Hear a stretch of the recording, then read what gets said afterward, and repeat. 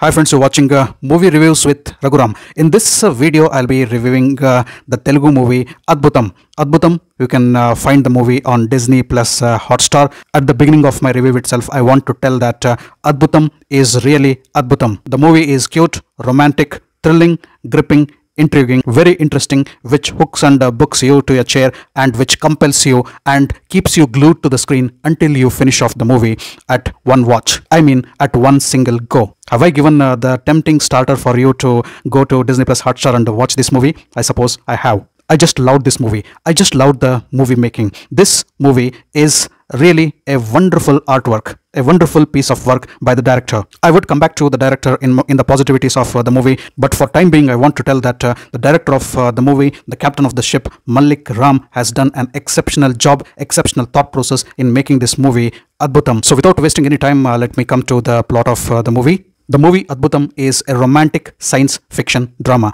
It is a very good blend of science fiction along with romance, and of course a blend of little bit of drama. So the story of Adbhutam runs around two key characters, the male character Surya and the female character Venela. Here you can see the contrasting picture of the characters and the characterization in the movie. The names which have been given to the title lead roles, that is Surya, which depicts sun, and Venela, which depicts moonlight. We might not understand what is the logic behind naming the key protagonists as Surya and Venela, and we might not also analyze that until we have watched the entire movie. At the end of the movie, or probably just before the end of the movie, we will learn why possibly these two names were given to those two characters. So what separates these two characters, that is Surya and Venela, is the uncertainty. What is that uncertainty component between these two characters in the movie? That particular uncertainty has been beautifully interposed between these two characters throughout the length of the movie, and that uncertainty doesn't play a spoil sport. It doesn't meddle with the beauty of the movie. It doesn't meddle with the story narration. But the beautiful gluing of the concept of uncertainty between the two key characters, that is the protagonists,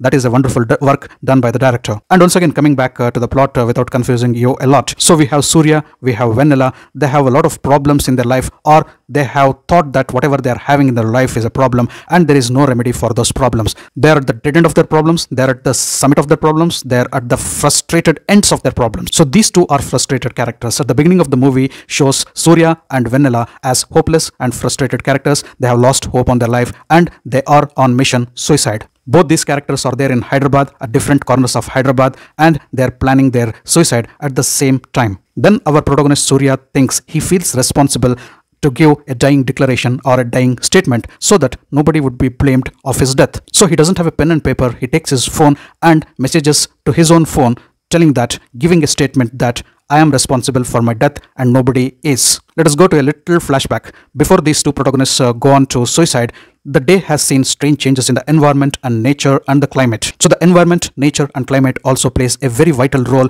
in the movie. Due to that sudden changes and unexpected changes in the surroundings and in the environment, in the climate, in the nature, there is interception of internet, there is interception of phone waves, and there is interception of all communication modes. People are in panic. Why this is happening, nobody knows. In future, the research people and the experts would give a statement in the television channel that all these events have happened due to sun flare and its effect. Now we will take this particular effect to our Surya's messaging. Now when Surya messages his death statement or dying declaration on his phone to his own phone number, the message accidentally reaches the phone of Venela. So Venela is also about to suicide. She picks her phone and sees the message coming from an unknown person, and she messages back to Surya. The strange thing what happens is Surya immediately finds that it is the message coming back from his own phone. So here Surya sends a message to his phone, and from his own phone the message comes back, but the message has been typed and sent by Venela. That means to tell that Venela's phone number is the same as Surya's phone number. Both the protagonists are having the same phone number. And suddenly there is an unpleasant exchange of messages between Surya and Venela, who are about to suicide. Suddenly they get involved in exchange of heated arguments through the message. And then Venela at her end gets a call from her father telling that her grandmother has been hospitalized. She aborts her suicide mission and rushes back to the hospital. On the Surya's end, Surya's friends come and avoid him, prevent him from his mission suicide. So the dying declaration, that particular message sent by Surya to Venela, and the unpleasant exchange of messages between Surya and Venela suddenly prevented their suicide. Now suddenly Surya gets very much interested in finding out how come two people have the same phone number and who is that girl Vanilla. He becomes very much interested in these two concepts, and on one side he starts tracking out and investigating on how is it possible for two people to have the same number, and on the other side he tries to find out who Vanilla is. Further, there is development of events, and again there is unpleasant exchange of messages between Surya and Vanilla, and gradually Vanilla learns that it is Surya's message which has saved her from giving her life, and Surya realizes that it is Vanilla's reply that has prevented him from committing suicide. Both speak up and conclude that life has given them a chance, and let us also give life a chance. And that is how episode 2 of Surya and Vanilla begins, and they plan to reboot and restart afresh. So gradually positive vibes develop between Vanilla and Surya. Though they have not seen each other, they start getting soft feelings and good feelings about each other. So unpleasant exchange of messages become pleasant exchange of messages. Initially they just plan to be phone friends, and later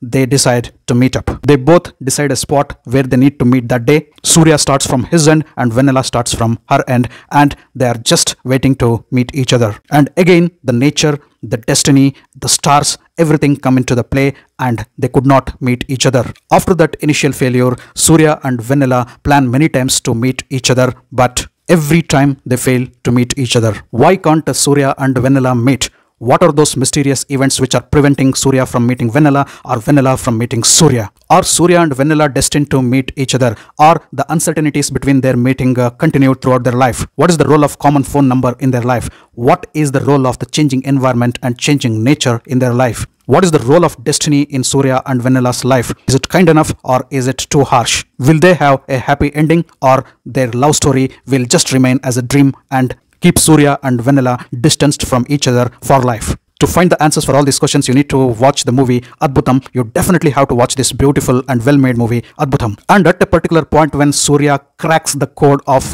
why I am not able to meet Vanilla, you are presented with a beautiful and mysterious story blended and enveloped by the shades of fate and destiny, a beautiful love story stitched with the test of time and destiny, and of course all the logics and the science coming into the part of the play. That is why right at the beginning of my review I said Adbhutam is a romantic science fiction thriller. You won't get to see a balanced blend of these elements in many movies. Watch out Adbhutam to find all these elements glued, stitched and brought together in a wonderful storytelling. So coming to the positivities of the movie, as I said, the storytelling, the concept which has been materialized into the movie, the way the concept has been dealt and brought on the screen, the way the movie has been presented without a single moment of boredom. Yes, the first 1 hour looks sluggish and a little bit weak, and we can consider it as a negativity, but I did not consider it as a negativity because the first 1 hour the director plays to build up the premise for the fast-paced story which we can see in the second half. On one side, the director is trying to show a love story.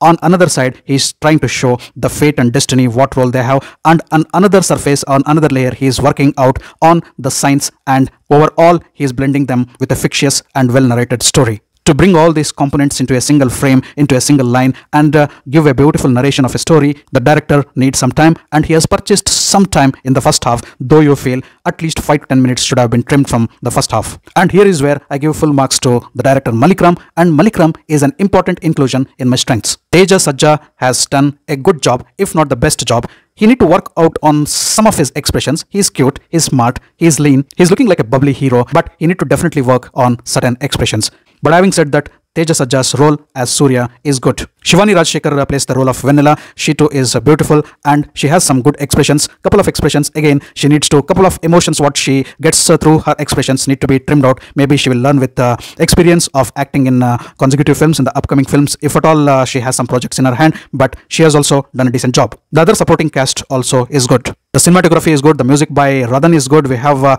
couple of very refreshing songs, good music, foot tapping numbers, not outstanding, but those songs doesn't look unnecessary in the movie. They come at vital junctures and lift up your mood and give a refreshing look to the movie.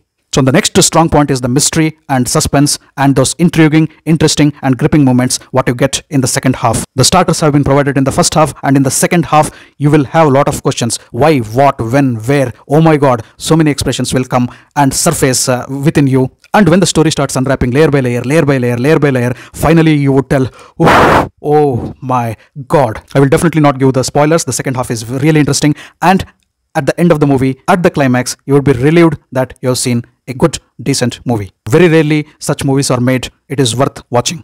And some more morals are imposed in this particular movie, like controlling parents. It speaks about controlling parents. You should not control your kids. To a certain extent, it is good and okay that you have observation in the initial period as kids, because kids will not be knowing what to do and when to do and how to do. You can control them in a positive way, but you need to nurture them in a positive way by telling them what is good and what is bad. After a particular point, you just need to observe them, and after that particular point, you need to give liberty of thoughts, liberty of action, and you need to trust your children very importantly. And the movie also shows a beautiful bonding between the kids and parents. The movie also speaks about the parents nurturing the dreams and ambitions of their children in a reasonable way. We can see Venela's grandmother narrating incidents and bits and parcels of Ramayana to her grandkids here and there. And watch out how the granny and Venela herself try to get the morals and concepts of Ramayana blending into their own story. So coming to my scoreboard for Adbhutam, on my scoreboard I would definitely give 9 out of 10 for Adbhutam, bearing out some small weak components of the movie for the sincere and honest attempt on a topic which is rarely explored. If not the best,